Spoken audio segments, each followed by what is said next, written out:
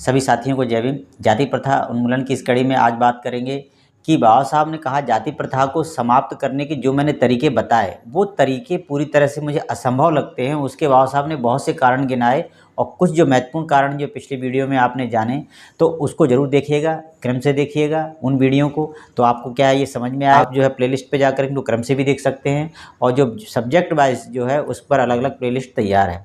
और अभी तक आपने चैनल को सब्सक्राइब नहीं किया तो सब्सक्राइब कर लीजिए और लोग तक जरूर शेयर कीजिए, क्योंकि बाबा साहब को मानने से ज़्यादा जानना जरूरी है, जानने के लिए पढ़ना जरूरी है। पढ़ने के लिए बाबा साहब ने जो है हमें बहुत से जो है किताबों के माध्यम से अपने ज्ञान को जो है उन्होंने लिख के गए हैं, तो हमें उसको जानना चाहिए और बाबा साहब की नज़रों में जानना चाहिए।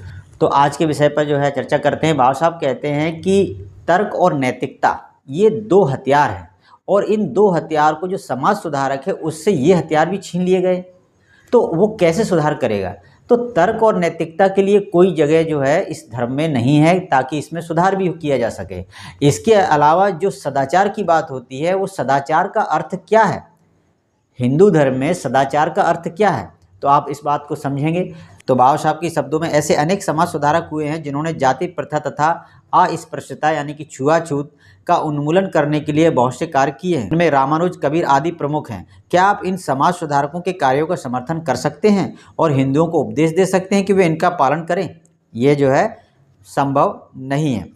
सच तो यह है कि मनु ने श्रुति और स्मृति के साथ अनुशास्त्री के रूप में सदाचार को भी शामिल कर दिया है, यानी उसको भी जो है रोका गया। वास्तव में सदाचार को शास्त्रों के अपेक्षाकृत उच्च स्थान प्रदान किया गया है। सदाचार भले ही शास्त्रों के अनुसार धर्म या अधर्म हो या शास्त्रों के प्रतिकूल हो, लेकिन उसका पालन करना होगा।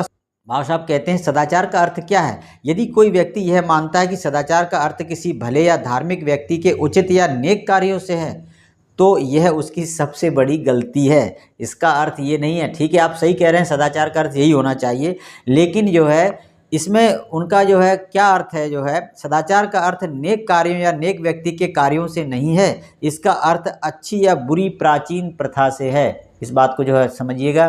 बाबा साहब जो कहते हैं कि जो हिंदू धर्म के शास्त्रों में इसका अर्थ क्या लिखा है और सदाचार को भी उन्हें इसी अनुशक्ति में जो है उन्होंने शामिल किया है। उसका अर्थ यही है कि जो अच्छी या बुरी जो है प्रथाएं हैं, जो प्राचीन प्रथाएं हैं, उसका अर्थ उससे है। तो यह बात जो है इस श्लोक में भी आपको समझ में आएगी, जो श्लोक आपको स्क्रीन पे दिख रहा है।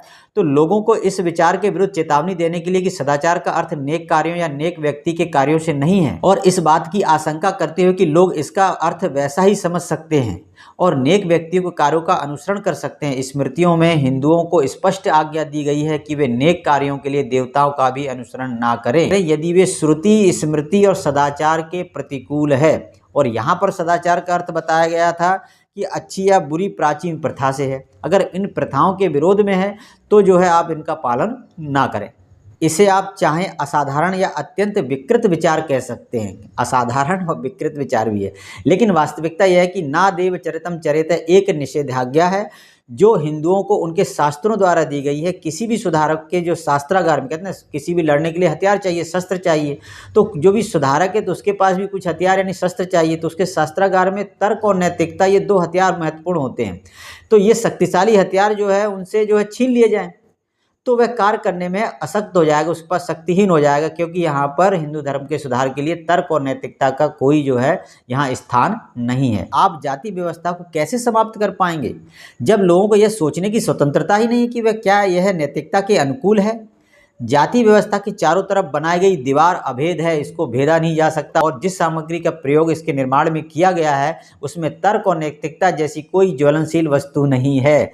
इसी दीवार के पीछे ब्राह्मणों की फौज खड़ी है, उन ब्राह्मणों की जो एक बुद्धिजीवी वर्ग है, उन ब्राह्मणों की जो हिंदुओं के प्राकृतिक नेता हैं, उन ब्राह्मणों की जो वहाँ मात्र भाड़े के सैनिकों के रूप में नहीं है बल्कि अपने देश के लिए लड़ती हुई सेना के रूप में है। अब आप समझ गए होंगे कि मैं ऐसा क्यों सोचता हूँ कि हिंदुओं की जाति प्रथा को समाप्त करना प्रायः असंभव है।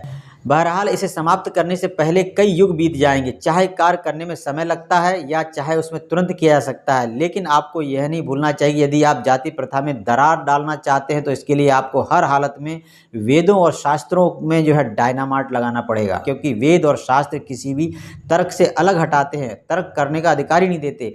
वेद तथा शास्त्र किसी भी नैतिकता से वंचित करते हैं। आपको श्रुति और स्मृति के धर्म को नष्ट करना ही चाहिए, इसके अलावा और कोई चारा नहीं है। और यही मेरा सोचा विचारा हुआ ये विचार है। तो बाबा साहब कहते हैं कि जब तक जो, इसीलिए मैं कहता हूँ कि जाति प्रथा को जो है समाप्त करना जो है असंभव क्यों है। तो मिलते हैं अगली कड़ी में जाति प्रथा उन्मूलन की। आप जुड़े रहिए इन कड़ियों से। सभी साथियों को जय भीम।